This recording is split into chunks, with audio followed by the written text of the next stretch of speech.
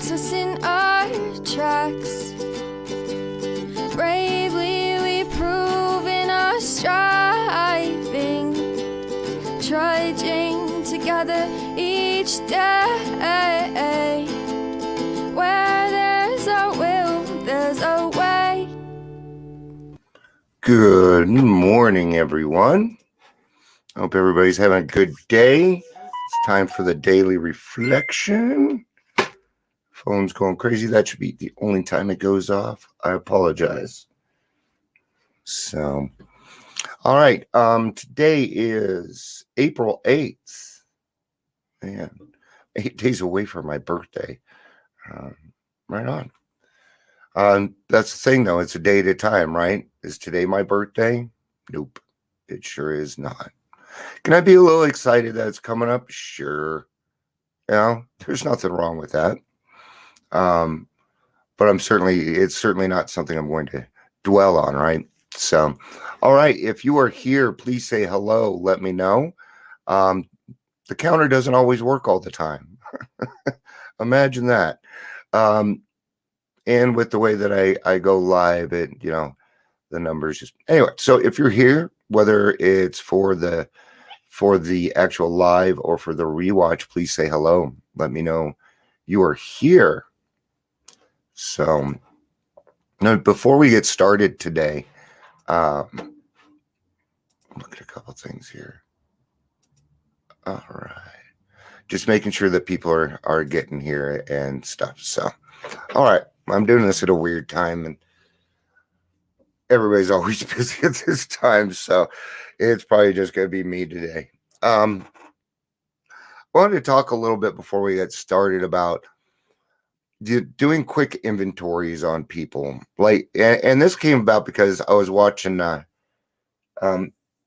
somebody had written something about saying that they weren't going to make fun or get on people that wear their mask in the car anymore.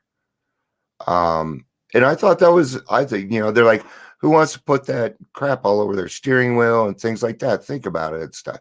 So here's the thing is you don't know what's going on with somebody else. There's some people that wear masks all the time anyway. Okay. And who are we to say what another person should do? Beyond that, what fucking business is it of yours anyway? And what are you really going to get out of this? You're probably just angry and taking it out on somebody else. And it's safe to take it out on that person because they can't defend themselves. So then you can justify it beyond that. So tolerance, kindliness, and love, right? Yes. All right. Let's get to ODAT. I have not read what's in here today, so it'll be a surprise for everybody. Time after time, we learn in the program, newcomers try to keep to themselves shoddy facts about their lives. Trying to avoid the humbling experience of the fifth step, they turn to a seemingly easier, softer way. Okay, now there's a couple of things in here. Hey, morning, guys. I like it when I read and I look up and there are a bunch of Corey this morning. We got Gary. Family's all here. So now here's the thing. Here's the thing that I kind of got. Trying to avoid this humbling experience of the fifth step. So we're talking about newcomers. So here again, what determines a certain amount of time?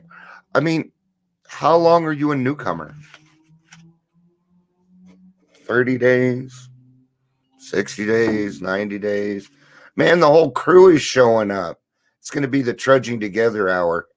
Good to see you, Shane. Oh, that's right.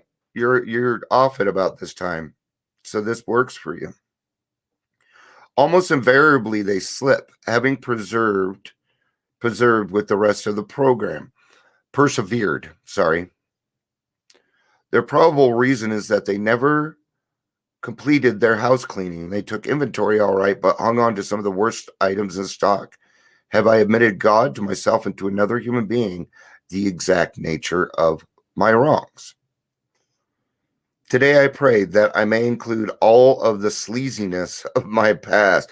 Man, sleaziness. I haven't heard that word in a minute.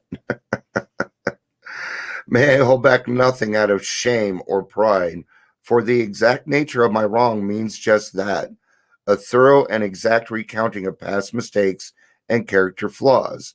We have been providing with an appropriate dumping ground.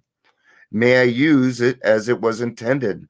May may all my throwaways, the trash and outgrown costumes of the past, be foundation fill on which I build a new life. Today I'll remember trash can be the foundation for treasures. All right. And I get it. I get what they're saying, but the fourth and fifth step are not foundation steps. So I like it when they kind of do that stuff. So the thing is yes, are we going to turn that into gold? Yes, but it's going to be for our experience, strength, and our hope. I'm not going to use trash to build my foundation. No. Mm-mm. No. Here we go again. Maybe I should stop reading this. But that's how I feel. I mean, don't get me wrong. If you don't do your fourth and fifth step, man, you're going to live a miserable, miserable life, even if you stay sober. So, but let's get to an inside look. I bet it matches with what we're talking about. We want to find out exactly how, when, and where our natural desires have warped us. We wish to look squarely at the unhappiness this has caused others and ourselves. By discovering what our emotional deformities are, we can move toward their correction. 12 by 12, page 43. Did I leave it upstairs? Okay. Good. Mr. Livingston, good to see you. Shane.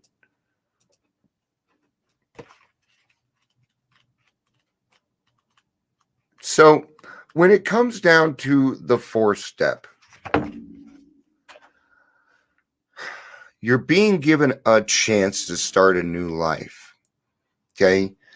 And your sponsor probably asked you at some point, are you willing to go to any length? Okay. Probably asked you a couple times. Depending on where you're at, you may answer that differently. See, the thing is sometimes it takes a little time to get to that fourth step. And then what happens is we start to think we start to know better. Okay. I've never taken anybody all the way through the steps. I don't go fast enough for them. This is what I get. Oh, I got to get this quicker. I'm like, we're in no rush to get this done. Okay. Now, not saying that work doesn't need to be done, but we do things in increments. Okay. By day, by second. And so by this time, you should already be working on letting go and letting God. And you should be used to giving your problems over to God by now because of the third step. Okay. That's why we don't rush. Don't rush from the third to the fourth step. Follow your sponsor's direction. Okay. Because there's some promises in the third step that you're going to want. But if you're too busy rushing off to the fourth step, you're not even going to see them. Before tackling the inventory problem in detail, let's have a closer look at what the basic problem is. Simple examples like the following take on a world of meaning when we think about them. Suppose a person places sex desire ahead of everything else. In such a case, the imperious urge can destroy his chances for material and emotional security, as well as his standing in the community. Another may develop such an obsession for financial security that he wants nothing but to hoard money. Going to the extreme, he can become a miser or even a recluse who denies himself both family and friends. See, anything that's taken to the extreme is going to start to isolate you. And it's going to isolate you because you're pushing other people away so that you can get what you want. Okay? Duck McScrooge, Scrooge McDuck, right? Look at him. right? I mean, they even call him a Scrooge, right? Nor is the quest for security always expressed in terms of money. How frequently, yeah, for me, my security didn't have anything to do with money. May a little bit, but most of my security had to do with other people.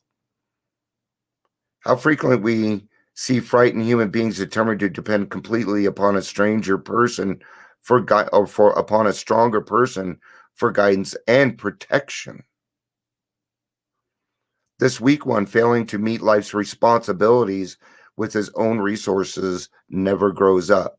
Disillusionment and helplessness are his lot. In time, all his protectors either flee or die, and he is once more left alone and afraid. I feel that one. I know that one. We have also seen men and women who go power mad. I watch this all the time. Who devote themselves to attempting to rule their fellows. These people often throw to the winds every chance for legitimate security and happy family life. Whenever a human being becomes a battleground for the instincts, there can be no peace. Okay? I watch this happen a lot. It's usually some guy that's usually been a pastor or something like that can easily move people through manipulation. And then they come in and say, I've found a better way. And then they take people with them and create division because AA is bad. Do you see how that in and of itself is wrong? Right? And I've never seen it make it. I'm seeing one make it right now, but they're doing a lot of good stuff. So, and that's the thing. The people running this stuff are human beings. They're going to make mistakes. They're going to do things, man. So what? So what? Remember we talked in the beginning to let people be people, man. Just let them be people. You don't need to shove all of your emotions onto one other person. And one more paragraph here. But that is not all of the danger. Every time a person imposes his instincts unreasonably upon others, unhappiness follows. So putting expectations on other people. Right? Why do we do that? Because we know they're going to fail. And then we get what we want. It's manipulation. It's the pursuit of wealth tramples upon people who happen to be in the way, then anger, jealousy, and revenge are likely to be aroused. Right? A very smart man once told me even greed has its limitations, and he was absolutely correct. If sex run riot, there's a similar uproar. And I probably see, that's probably the biggest one I see in there is sex. Okay. Because we've taken away alcohol, our best friend in the whole world. So we're looking for somebody to help us ease from that. So our mind is like, oh, well, she might fit the bill. He might fit the bill. And our mind starts doing that. Everyone goes through it, guys. Don't beat yourself up on it because you had thoughts. That's not fair. Okay. Your thoughts will change in time, but you got to give yourself a chance, and you got to do the fucking 4th step. Demands upon other people for too much attention, protection, and love can only invite domination or revulsion in the protectors themselves. Two emotions quite as unhealthy as the demands which invoked them. When an individual's desire for prestige becomes uncontrollable, whether in the sewing circle or at the international conference table, other people suffer and often revolt. They always revolt. Nowadays, you can especially count on that. This collision of instincts can produce anything from a cold snub to a blazing revolution. Nowadays, I don't know that you're going to get the cold snub. With the way that things are working, I don't know. It's going to probably depend on where you put yourself, what kind of situation you're in. In these ways, we are set in conflict, not only with ourselves, but with other people who have instincts too. Yes, other people have instincts too. And if you start pushing their instinct buttons, You don't put baby in a corner, man. Okay. Some people will come out fight and knock your ass out, man. Literally. You get somebody that, maybe you pushed a button on their PTSD. At that point, I think you deserve a smack in the face.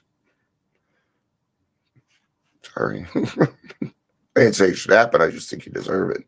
Today, I'm no longer a slave to alcohol. Yet, in so many ways, enslavement still threatens myself, my desires, even my dreams. Yet, without dreams, I cannot exist. Without dreams, there's nothing to keep me moving forward. I must look inside myself to free myself. I must call upon God's power to face the person I feared the most, the true me, the person God created me to be. Unless I can or until I do, I will always be running and never truly free. I ask God daily to show me such freedom. Okay? And how does that happen?